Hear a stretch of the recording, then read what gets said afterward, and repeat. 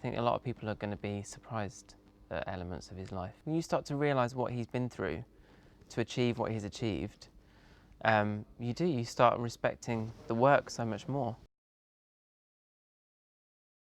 That's kind of where my job was made easy, because lyrically and musically the songs are genius. So everything's already moving in the right direction. The orchestrations and the arrangements so brilliantly, so finely tuned that then whatever we had to do physically just came from what was already there within those music arrangements. Obviously, we were lucky enough to be granted permission to reinvent these songs in the way that we needed to tell the story. So that was really exciting to get to work with Giles Martin and rearrange all those songs. All the songs are still rooted in what they are, but in the nature of the film and the fact that it's a musical fantasy, most of these songs do transport you so much more emotionally, because it has to be charged that way in order to move the audience and tell the story in the way that we need to tell it. So a lot of the time, or a pop song would have a format that works. So very often it starts and ends where the beginning and the end are often the same.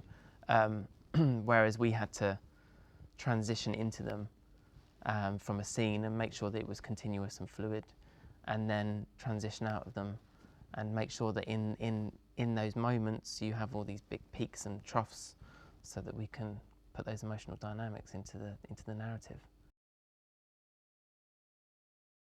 That's what's been so joyous about it, is that we've not been confined by having to reinterpret his life.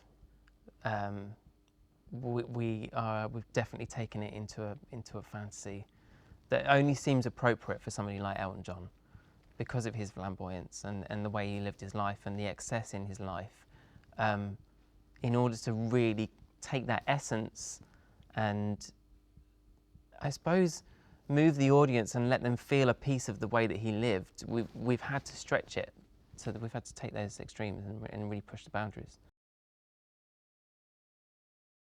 I think the story and the scenes are what ground the film, and then the numbers are there to heighten any element of emotion that might be to tell the story that they're telling in those scenes. So it starts with the script. It starts with Dexter's scenes, and then we've transitioned from there.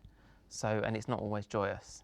So the story has a lot of ups and downs. So it is what's needed at the time. There's something special about this job in the fact that we all feel equally passionate about the story that we're telling. And I think the rarity that we have, without this, sounding too macabre, is we're dealing with telling somebody's story who's still with us and still very much, out there working at the top of his game. We're not doing a movie about somebody that's no longer with us. We're honouring someone that's going to sit there and watch this story back. He's been consistent in it for so many years, which is amazing, because so many people have to reinvent themselves in order to stay current or relevant, and he hasn't had to do that. He's been Elton John from the beginning, and he's still doing the same thing. I think this has been probably the hardest I've ever worked, in the sense of the scale and the longevity and the schedule, but it's also been the most joyous, and I haven't felt like I've been working a day on this. It's been an amazing job. I have to say it's going to be very hard for me to beat this experience. To get another one of these in my career is going to be really tough.